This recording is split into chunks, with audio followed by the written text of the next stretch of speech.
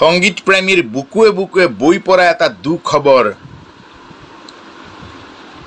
জনতাই কাহানিও নভবা এটা দুখবৰ।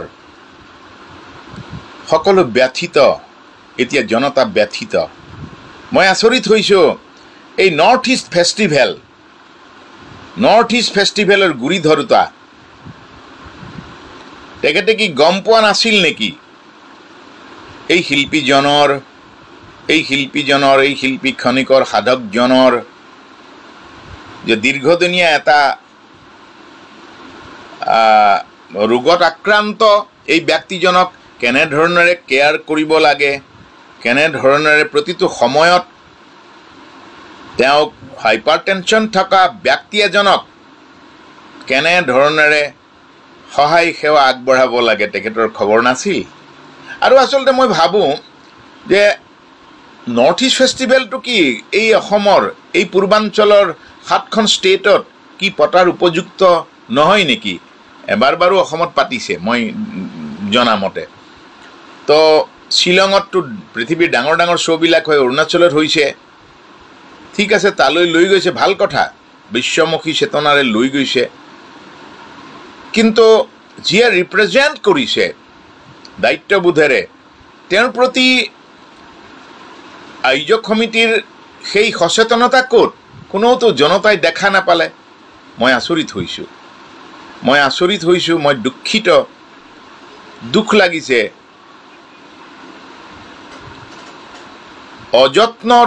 অযত্নৰ কাৰণে সেই শিল্পী, কলা কুশলী, সেই শৈল্পিক চেতনা, সেই সত্তা, সেই শিল্পী খনিকৰজন হঠাৎ হেৰাই গুচি গ'ল।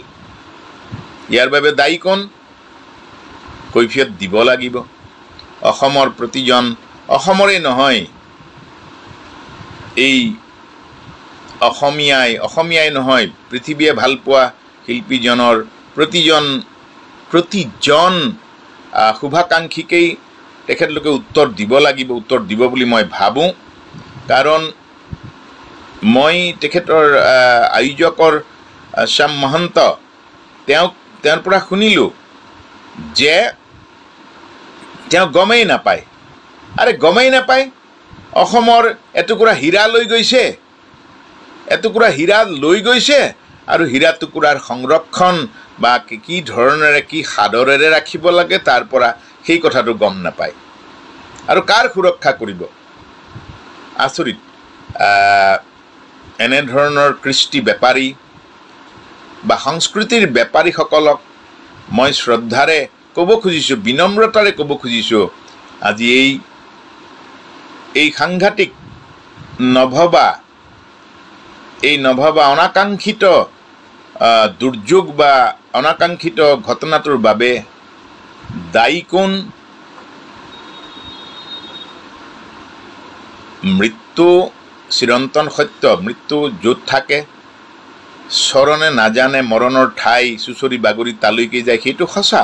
তথাপিতো সাৱধানীৰ মৰণ নাই বুলি এটা কথা আছিল নহয়, সেইটোতো ভাবিব লাগিছিল।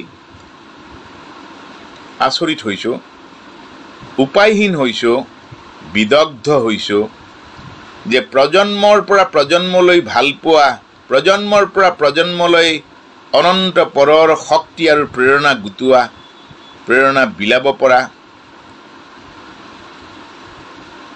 মোতকৈ বহু বছৰৰ পিছত সংগীত আৰম্ভ কৰা, মৰমীয়াল, সৰল, সহজ, সাধাৰণ আৰু গোটেই মানুহ ভালপোৱা শিল্পী খনিকৰজন, তেওঁক আমি অকালতে হেৰুৱাবলগীয়া হ'ল অযত্নৰ কাৰণে। প্ৰযত্ন আমি ল'ব নোৱাৰিলোঁ বোধহয়। ইয়াৰ উত্তৰ জনতাই বিচাৰ কৰিব। বিতৰ্কৰ কাৰণে মই এই কথাটো কোৱা নাই। মই আশা কৰিম যে মানুহৰ কাৰণে, সমাজৰ কাৰণে, প্ৰজন্মৰ কাৰণে সদায় ভাবি ভাবি শিল্প সংস্কৃতি সাধনা কৰা মানুহবিলাক সদায় অৱহেলিত হয়, সদায় ক'ৰবাত নহয় ক'ৰবাত অন্তৰত আঘাতপ্ৰাপ্ত হৈ, ক'ৰবাত নহয় ক'ৰবাত ব্যথিত হয়, ক'ৰবাত নহয় ক'ৰবাত অৱহেলিত হয়। ইয়াৰ কাৰণ অসমৰ জনতাই বিচাৰ কৰিব। ইয়াৰ উত্তৰ সকলোৱে পাব বুলি মই আশা কৰি মই এই ৰাতিখন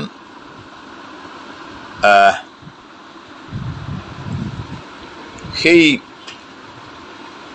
হাঁহিয়াল, সেই মৰমীয়াল আত্মা, মোৰ মৰমৰ, অতি মৰমৰ আছিল। বৰ কম সময় আমি লগ পাওঁ। তেওঁৰ আত্মাৰ সদ্গতিৰ প্ৰাৰ্থনা জনাইছোঁ। জুবিন গাৰ্গ প্ৰজন্মৰ পৰা প্ৰজন্মলৈ, অনন্ত প্ৰজন্মলৈ বুকুৱে বুকুৱে জীয়াই থাকিব, সদায় জীয়াই থাকিব।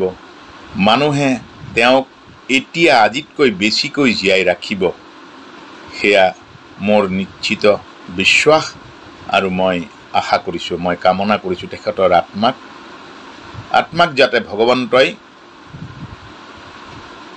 কুশলে ৰাখক।